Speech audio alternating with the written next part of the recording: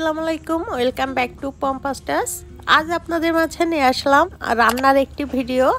আজ আমি আপনাদের সাথে শেয়ার করব আমার বাসার ব্যাকইয়ার্ডে কিছু শাকসবজি লাগিয়েছি। তো আমার গার্ডেনটি আপনাদের সাথে অন্য আরেকটি ভিডিওতে শেয়ার করব। আজ এখানে দেখতে পাচ্ছেন কিছু কচু গাছ। এই কচু পাতাগুলো আমি কেটেছি, এখন ফ্রেশ ফ্রেশ রান্না করব।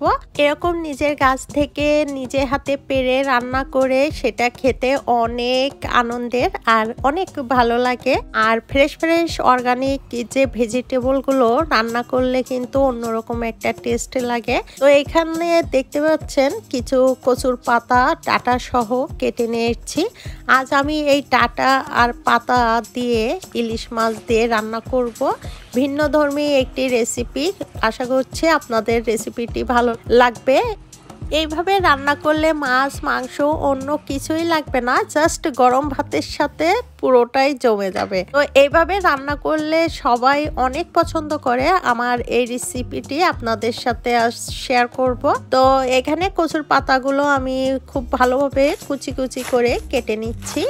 এরপরে যেটি করব, ডাটাও কিন্তু এই পাতা ডাটা একসাথেই রান্না করব। অনেকেই ডাটা আলাদাভাবে রান্না করেন, আর আমি আজকে একসাথেই রান্না করব। আর একসাথে রান্না করলে কিন্তু টেস্টটা অনেক ভালো লাগে। আর অনেকের প্রশ্ন থাকতে পারে ডাটা এইভাবে দিলে গাল চুলকায় কিনা। আমি তো রান্না করি, আমার তো গাল চুলকায় না। এইভাবে ডাটা পাতা একসাথে কেটে নিয়েছি। আপনারা চাইলে কিন্তু ডাটা আলাদাভাবে কেটে হালকা গরম পানিতে সিদ্ধ করতে পারেন।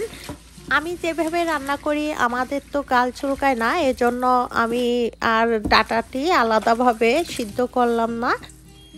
এখন ইলিশ মাছটি ভেজে নিব। ইলিশ মাছটি লবণ হলুদ দিয়ে সরিষার তেলে কড়াভাবে ভেজে নিতে হবে। আপনারা চাইলে লেজ মাথা ছোট অংশ মাছের এগুলো দিয়েও রান্না করতে পারেন, খুবই মজা লাগে। আপনারা ইলিশ মাছের পরিবর্তে চিংড়ি মাছ দিয়েও কিন্তু রান্না করতে পারেন সেম পদ্ধতিতে।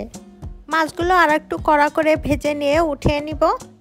এখন কচুর পাতা রান্না করতে আমাদের যা যা মশলা লাগবে এখানে একেবারে কেটে নিয়েছি। এখানে আমি একটা বড় পেঁয়াজ নিয়েছি, 1 মুঠ পরিমাণ কাঁচা ঝাল নিয়েছি। ঝালটা আপনাদের টেস্ট অনুযায়ী আপনারা বুঝে দিবেন যে যতটা পছন্দ করেন। আর এখানে রসুনের পরিমাণটা একটু বেশি হলে টেস্টটা আরো বেশি ভালো লাগে।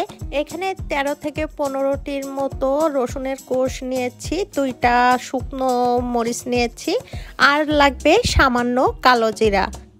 চুলার জালটা লো ফ্লেমে রেখেছি। এখন দিয়ে দিচ্ছি সরিষার তেল। আপনারা চাইলে সয়াবিন তেলও দিতে পারেন।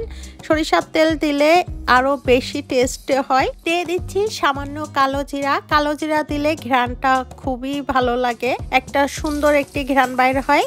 দিয়ে দিচ্ছি পেঁয়াজ। তেলের মধ্যে পেঁয়াজটি একটু নরম হয়ে আসলে দিয়ে দিব 2টা শুকনা মরিচ। এখন দিয়ে দিচ্ছি রসুন। রসুনগুলো খুব ভালোভাবে কুচি করেই কাটতে হবে। এখন সব মশলাগুলো খুব ভালোভাবে নাড়াচাড়া করতে হবে অনবরত। একটু নরম হয়ে আসলেই কিন্তু দিয়ে দিব কাঁচা মরিচ। কাঁচা মরিচ কিন্তু আমি এখানে ফেলে দিয়েছি। অনেক সময় দেখা যায় কাঁচা মরিচ যখন তেলের উপর দিবেন ছিটকে বিচিগুলো কিন্তু চোখে পড়তে পারে, তো খুবই কেয়ারফুল। এখানে সব মশলাগুলো খুব ভালোভাবে ভেজে নিয়েছি। এখন দিয়ে দিচ্ছি আধা টেবিল চামচ হলুদ, স্বাদ মতো লবণ, আর কোনো মশলাই দিব না। এগুলো খুব ভালোভাবে একটু ভেজে নিব। দেখুন ভাজা ভাজা হয়ে গেলে এই পর্যায়ে আসলে দিয়ে দিবেন কচুর পাতা।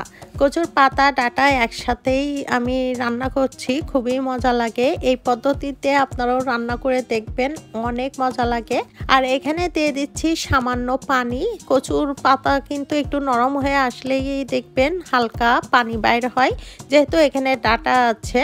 তো এখানে সামান্য পানি দিয়ে ঢেকে দিতে হবে। এরকম একটু নরম হয়ে আসলে আবারও মশলাটা খুব ভালোভাবে মিক্স করতে হবে। এই পর্যায়ে হালকা যখন নরম হয়ে আসবে মশলা একসাথে মিক্স করে ঢাকনা দিয়ে আবার ঢেকে দিতে হবে। আমার চুলার হিটটা কিন্তু মিডিয়াম ফ্লেমেই আছে। এরপর মাঝে মধ্যে একটু কাঠের লাকড়িতে এরকম ঘেটে দিতে হবে যাতে করে আস্ত আস্ত না থাকে। এরপরে মাছগুলো আমি কিন্তু ছোট ছোট টুকরো করে নিচ্ছি। এরকম ছোট ছোট টুকরো করে দিলে এই যে কচুর পাতার মধ্যে ঘেটে যায়, খেতে কিন্তু অনেক মজা লাগে।